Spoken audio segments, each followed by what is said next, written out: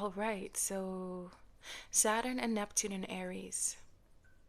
So, Saturn has to do with tension, fears, grudges. Excuse me. Tension, fear, grudges. Neptune has to do with easing things, the release of things. So, with Saturn and Neptune in Aries, we're discussing the release of tension, the release of fears, old fears, things that felt like they would never budge or move. With Saturn there, with Saturn there, that's the stuff that you feel like, oh, it's never going to move.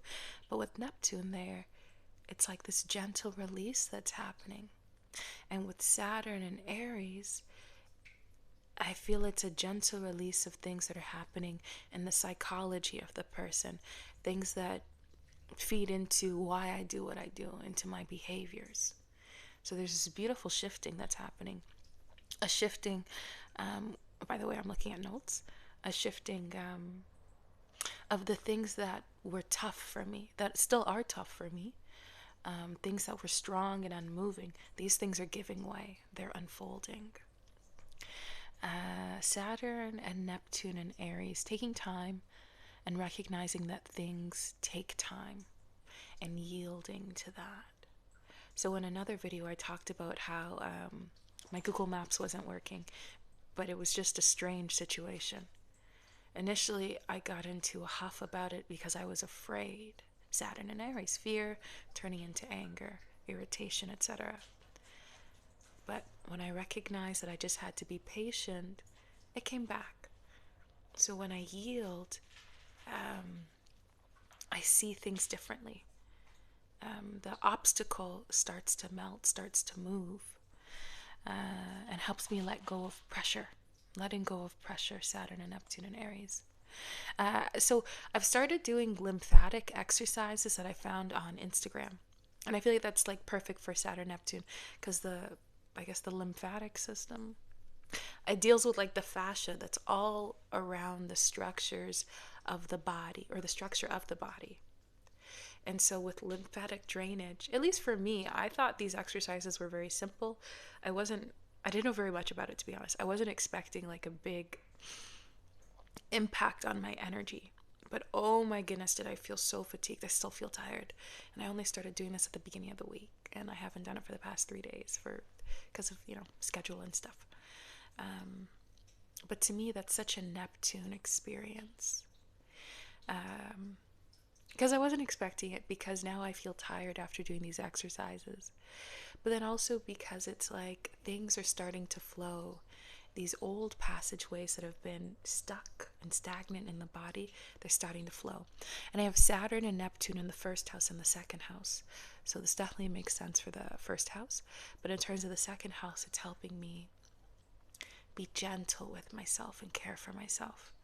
I've moved away from, like I'm in the gym, like doing those sorts of exercises with weights, at least for right now. Intuitively, I feel like I've got a privilege, care, and gentleness with myself. So that's quite interesting. Burdens and bondages from past lives with my South Node being conjunct Saturn. Those things are being shaken up a little bit for that stuckness to be removed. And, for everyone who was born in 96, we're going through our Saturn return. We have the South Node conjunct our Saturn. Yeah.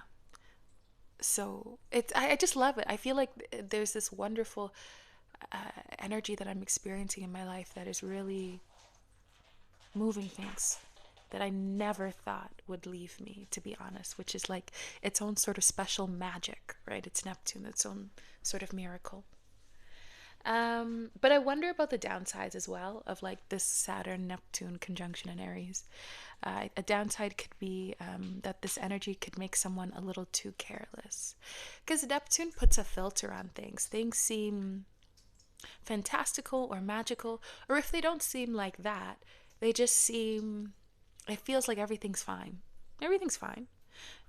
I always think about that story of the frog who's sitting in the bowl of water and the frog doesn't realize that they're being boiled alive. because everything seems fine, because it's just a gradual progression of things. And so if someone's not aware, then you're done before you even realize it. You're like, when did I get done? But it was happening over time, and I wasn't paying attention. I feel like Saturn in Aries actually speaks to the necessity of paying attention, especially for me with my Mercury opposing Saturn. But with Neptune there, we've got to be careful not to get too comfortable and relaxed in the bathtub with the bubbles and with the heat and the water and the steam, you know? We've got to do our best to also be on our toes. Um, you know, and it also speaks to possibly carelessness with indulgence, you know.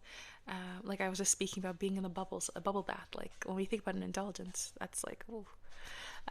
Carelessness with temper and anger, because again, it's Neptune. That anger can just kind of creep up on you. All of a sudden, it's there. And you might wonder to yourself, when did I get angry? Why? Where's that even coming from? You know, especially with it melting the boundaries of Saturn. Those control measures that you tend to have with yourself aren't as formed and formidable as maybe there were prior to this transit taking place. This could also speak to distraction, feeling distracted from my work. So my work is about strengthening my identity with Saturn, strength, work, being in the sign of Aries, of the self, identity, the head. So maybe my work is about strengthening my identity, controlling my anger, whatever the work is.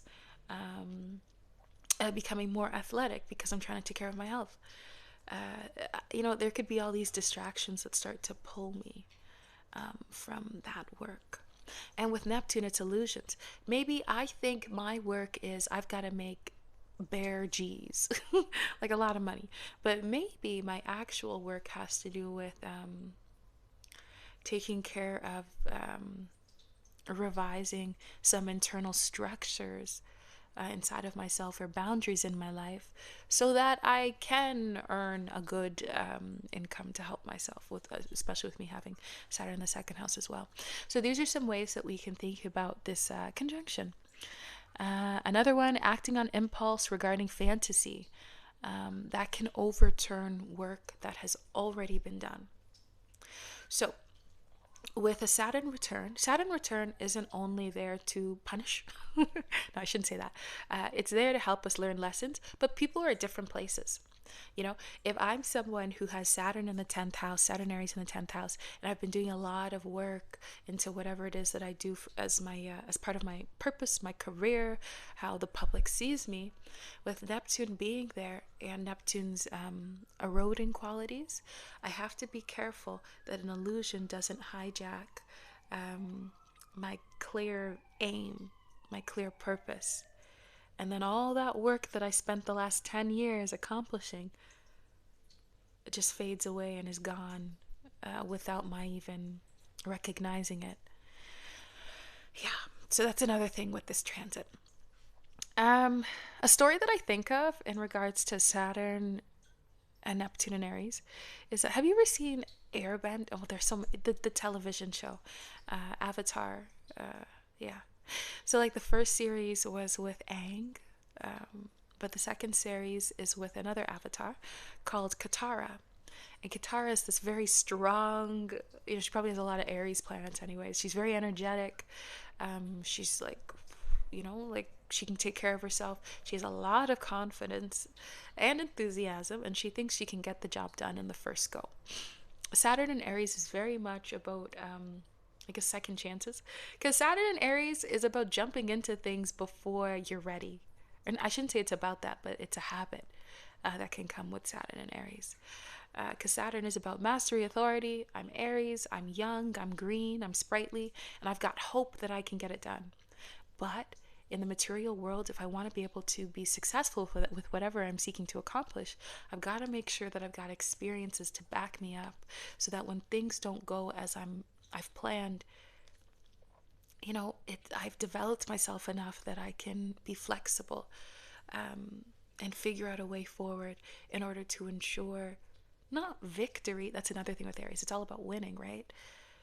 So that I can ensure growth, that I've done something that helps me feel like I'm growing, that I'm in my self-respect, that helps me feel valued, that helps me feel that I can trust myself, and hopefully other people can trust me too. So something we struggle with Saturn and Aries. With Katara, because she's training to be this, like, let's call her a superhero kind of figure, but it's in this world that really values spirituality, concepts like detachment and flow. So she has this sort of challenge as she's being trained by this individual. And it's these wooden boards, and these wooden boards are spinning. They're just spinning. And they're spinning by the force of wind that's flowing through these boards. So if you imagine that, when you have a strong wind and you have a wooden board that's sitting on a stick that's circular, or you know what I'm saying? It's like the board is flipping. And when you have, like, let's say 25, 27 boards that are all flipping at the same time, kind of creating this pathway almost, but like they're all over the place. If you were to look at it, like that's what you would see, like a bunch of spinning wooden boards looking like chaos. So Katara's like, yeah, no problem, I got this. So she's just trying to like ram into it, and it is painful. It's like she's getting hit left, right, and center in this cartoon series. So don't worry, but but it's like this cartoon character who's just getting like pummeled by these wooden boards. So eventually she has to yield to them, and she has to practice over time. And eventually she gets into a space where she's flowing. She's flowing with these very quick movements of the wind in a very gentle, intuitive, in touch way. And she's able to, I would say, intuit, but also be with her body, in integrity with her body, to kind of flow through these boards to the other side. And when I was thinking about the Saturn Neptune conjunction in Aries, like that image just came to mind. Because she had to be gentle and present to get through them. So the presence is the Aries, right? That awareness that I'm present. I'm with myself. I'm here. And I'm experiencing step by step at every moment. I'm not thinking about the future. That's anxiety. I'm not thinking about the past. I guess that's like just distraction. I'm here. I'm in the present, and I can control, I guess, what I have control over. She can't control the board. She can't force them out of her way or to move this way or that way. She's got to be with herself and be flexible in herself to move. And that flexibility is that Neptune. It's that gentle energy. And the wooden boards are Saturn. They're those physical obstacles, and seeing that if I want to get through the physical, I've got to be patient, and I've got to embrace a bit of, I guess in my own worldview, a bit of the spiritual, and that'll get me through those obstacles. Excuse me. Well, okay, and I've got another note here. Turning, churning. I think because I was thinking about those boards, flipping, spinning. Turning for what? The soul's protection in this life is their deeds, their karmas, and the power of that. I wonder why that made me think of that. I think of like boards, swords. Swords has to do with air when it comes to the tarot. So my thoughts, and how my thoughts have a great deal of impact on my actions and my experiences in life. But I feel like this had something to do with past life as well. Let me just read this here. It says, why was someone the only person who decided to not go into work on the very day when something, not good takes place? In this way, that person is unharmed. It's Saturn and the wealth of the past playing out today. If I'm not sustaining that wealth through my habits, that wealth will run out. The only way to be frugal and save that wealth is to give, to donate it, to share it, to spend that energy in a way which continues to use that wealth, that habit that serves as the basis of that wealth. I'm expending that energy, so I'm using it, and so I never lose it. Over time, seeing that I can get from point A to point B without Google Maps, with that story I was sharing. Do I fear? Do I have to fear the unknown? The unknown being Neptune, Saturn being fear? No, because I know it. I already know it. That makes me, and then that's the Aries aspect. Aries is also associated with a little bit of, arrogance, because there's that naivete. Like, I can do it all. I can do whatever I set my mind to, which is beautiful. But then it's like those experiences in life, those are what mature us, and then they kind of humble us a little bit to understand that we've got to work in order to get from point A to point B. I think that's so special. So in regards to that paragraph that I just read,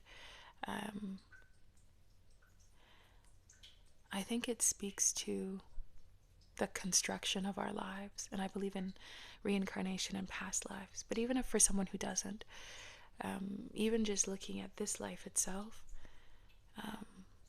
whatever actions I've performed, my wealth lives in those. And it's those actions which become the basis of my lived reality. And in that way, it's like a circle, right? I act and I receive back, I experience, and I'm always acting and I'm always receiving. And that's like karma, right? It's not to say that anyone's doing something that's bad or wrong and that people deserve when negative, terrible, horrible things happen. I think it just speaks to habit and whatever lesson it is that we're meant to learn in whatever experience we're experiencing, Seeds blossom at different times. Seeds that we plant blossom at different times and blossom in different ways. And that's dependent on how we take care of those seeds and how we use them, how we farm them. There's a beautiful book called Braiding Sweetgrass, and in it the author discusses, in a portion of the book, that sweetgrass, this wonderful grass that it smells incredible, it's very unique. She discusses how having a meadow of sweetgrass, there's this perception that with nature in general, we just got to leave it alone because humans ruin everything, But she's saying, but it's funny because that is like a way to abandon responsibility. I have a responsibility to act in a way that is reciprocal, in a way that speaks to reciprocity, to helping and nurturing not only human beings, but the world around me and all the living beings in it, including plants and animals and etc. And so with sweetgrass, there was this perception that we leave it alone, it'll be great. But that in the Western mind, apparently, let's say, in the indigenous mind, like in all the different indigenous cultures of North America, what we call North America now, I guess wherever this plant is native, people, like different indigenous practitioners, would have different ways of harvesting the plant. Some would pull it up from the root, just yank it. And that seems very rough and tough, right? Not very gentle or careful at all. Other people would be very gentle, and I think they would just cut a piece of it, like they wouldn't just yoink it out. And so she and another person researched what the best way was to harvest sweetgrass. And in doing that research, they saw that the differences between the two were like negligible. It was the same thing. You can yoink it, you can cut pieces of it, like whatever. But when no one is interacting with the sweetgrass, when you just leave it alone, that's when the sweetgrass dies. That's when it's not thriving anymore. That's when it's not healthy, and that's when there's not a lot of it. And so I found it interesting because she was speaking about, I feel it in this text, she's sharing about the value of humanity. It's not that Saturn wants us to run away from our responsibilities when things get tough or when we do things that are wrong or not good. Saturn just wants us to slow down, be patient, and learn, you know? Just learn. Learn to be better, learn to be good. Because it's not my absence that allows things to grow, it's my presence that allows things to grow. My presence with all of my virtues and values, my humility, my concentration, my honor, my love, my peace, my compassion, all sorts of virtues. It's when I bring those things to the table and I'm open to learning that beautiful things can grow. I'm not just supposed to check out and, it's a beautiful process. And Saturn, this energy, is like this, like a benevolent father. Now I'm thinking about God, right? But in terms of energy, I've got a benevolent father who's looking after my growth and just wants me to learn. That's all. So, yeah, I find that interesting. Yeah, Saturn having to do with agriculture and agrarian stuff. So that's the sweetgrass component. Neptune having to do with the illusion of, on the western side, don't touch it, or on the indigenous side, this is how you harvest it. And then us actually seeing the truth, that it's just about being active, proactive, and coming into balance and harmony, which is a Libra component. Aries and Libra on the same axis. So I think it all fits. Yeah. So delays, we are embracing the delays. We are embracing the unknown. We are embracing the mystery, because it feels like there must be some wisdom in embracing all of that. That will fortify myself, the soul, the individual, Aries. Oh, one more thing I wanted to share is that I like my feet now. I am 5'7", and I've got big feet. I'm like 10 and a half in size. And prior to Neptune and Saturn conjoining, I really disliked my feet. And I wanted them to be smaller. I like them in general or whatever, but they're just big. But now I like them and I want to take care of them. I used to wear heels because I thought it would like create this illusion so that one wouldn't be able to see what the actual size of my feet, but now I want to wear sneakers. I want to wear comfortable shoes because I want to take care of my feet, because I value them and I love them and I like them now all of a sudden. How weird is that? Who knows why? Saturn, Neptune. I don't want them to be smaller anymore. And I got some sort of confidence with them now, just in general. Anyways, thank you.